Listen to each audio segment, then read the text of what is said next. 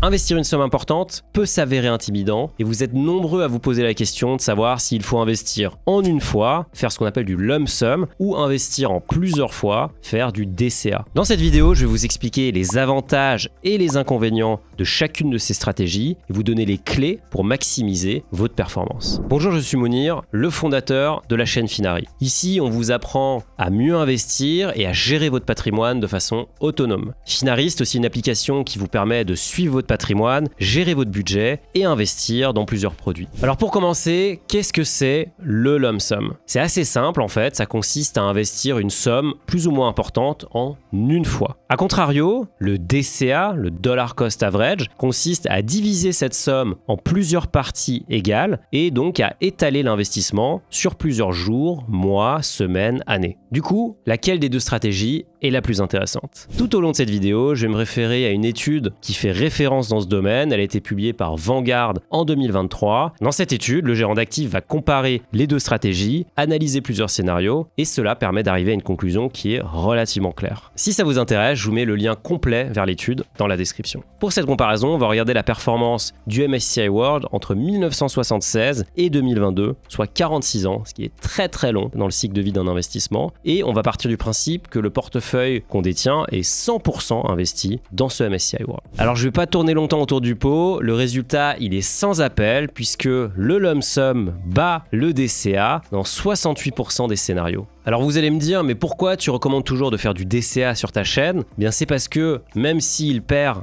dans 2/3 des cas, il a quand même d'énormes avantages, notamment en termes de charge cognitive. Ce DCA, il permet de lisser son prix d'entrée et donc de ne pas être exposé trop fortement à une éventuelle baisse. Si vous investissez en lump sum, il faut bien avoir conscience que vous pourriez acheter le point le plus haut sur les 20 prochaines années et donc votre portefeuille ne ferait que dégringoler. Donc évidemment, c'est impossible de savoir ce qui va se passer demain et c'est là que le DCA amène une certaine confiance et un certain confort pour les investisseurs. D'ailleurs, le DCA doit être utilisé avec précaution puisque l'objectif est de lisser son point d'entrée, de baisser sa charge cognitive et donc certainement pas d'essayer de prendre le meilleur point d'entrée. Ce qu'il faut faire, c'est investir à intervalles fixes, par exemple tous les premiers du mois et de ne pas se dire tiens, ce mois-ci je saute mon DCA parce que je pense que le marché va baisser ou va augmenter. Ça s'appelle du timing ou du market timing et c'est prouvé, on a beaucoup parlé sur cette chaîne, que ça ne fonctionne pas. Alors pourquoi la stratégie lump sum bat le DCA? Eh bien tout simplement parce qu'elle permet de maximiser le temps pendant lequel vous êtes investi dans les marchés financiers et donc de bénéficier de la hausse quasiment séculaire des actifs sur ces dernières années. À long terme, le lump sum bat le DCA car vous ne passez pas de temps investi en cash ou en liquidité, vous êtes uniquement investi dans des actifs qui produisent des vrais rendements. Pour rappel, même si actuellement les taux sont assez élevés, historiquement, le livret A et les autres livrets payaient quasiment zéro, donc le rendement était extrêmement faible comparé à la bourse. Ce qu'il faut bien comprendre, c'est que lorsque vous êtes investi en liquidité, vous avez un coût d'opportunité très important puisque vous risquez de rater les meilleurs jours en bourse. Et ces meilleurs jours en bourse, ils ont un impact qui est énorme. À titre d'exemple, si vous ratiez par exemple les 10 meilleurs jours en bourse sur le S&P 500 entre 1994 et 2023, vous perdiez tout simplement 54% de la performance. Si vous ratiez les 30 meilleurs jours, alors là c'est vraiment la catastrophe absolue puisque vous ratiez 83% de la performance. Donc forcément, quelqu'un qui investit en lump sum, lui, il va prendre tous les jours de forte baisse, mais également ses meilleurs jours de forte hausse et donc il va maximiser sa performance. Alors vous allez me dire, ok pour un portefeuille 100% action, mais est-ce que cette statistique du lump sum qui bat le DCA est aussi valable pour d'autres types d'allocations? Eh bien oui, puisque dans cette étude de Vanguard, ils ont fait d'autres analyses sur des portefeuilles qui sont par exemple investis à 60% en actions et à 40% en obligations et le résultat c'est toujours le même, le lump sum bat le DCA. Pour savoir si une stratégie est valable, il faut l'avoir testée et éprouvée dans plusieurs scénarios de marché. C'est pour ça que dans cette étude, Vanguard a comparé la performance du lump sum par rapport à celle du DCA chaque année entre 1976 et 2022 et en moyenne, au bout d'un an, le lump sum battait déjà le DCA de plus de 2%. Alors la performance c'est une chose, mais ce qui compte avant tout c'est votre tranquillité d'esprit et donc pour vous aider et vous guider entre le lump sum et le DCA, j'ai fait une petite matrice décisionnelle qui va vous permettre de vous situer. Concrètement, ce qui compte, c'est à quel point vous êtes tolérant au risque. Si vous avez une tolérance au risque qui est élevée, eh bien, vous pouvez faire du lump sum puisque a priori vous ne passerez pas des nuits blanches à cause d'un portefeuille qui baisse. Si à contrario vous avez une tolérance au risque qui est moyenne voire faible, alors là le DCA est fait pour vous, même si vous savez fondamentalement que la performance sera peut-être moins bonne, au moins vous dormirez sur vos deux oreilles et ça, croyez-moi, ça n'a pas de prix. Alors vous allez me dire, mais qu'est-ce qu'il faut faire quand on n'a pas une grosse somme à investir? Eh bien là, la question ne se pose même pas. Vous faites du DCA avec votre investissement mensuel. Et ce qui va compter, ça va pas être si vous allez investir tout d'un coup ou de façon régulière via un DCA, mais plutôt quelle partie de vos revenus vous allez pouvoir allouer à vos investissements. Et ça, c'est le fameux taux d'épargne dont j'ai pas mal parlé. Donc plus vous augmentez votre taux d'épargne, plus vous pourrez faire un gros DCA. Et sur le long terme, c'est ça qui vous permettra d'accumuler un capital important. D'ailleurs, si vous êtes investisseur, c'est important de savoir comment vous performez par rapport aux grands indices du marché comme le MSCI World. Et dites-vous que ça, vous pouvez le faire directement depuis Finari. Vous synchronisez votre compte et ensuite, vous pouvez activer l'indice de référence ou le benchmark pour voir comment vous vous situez par rapport à lui.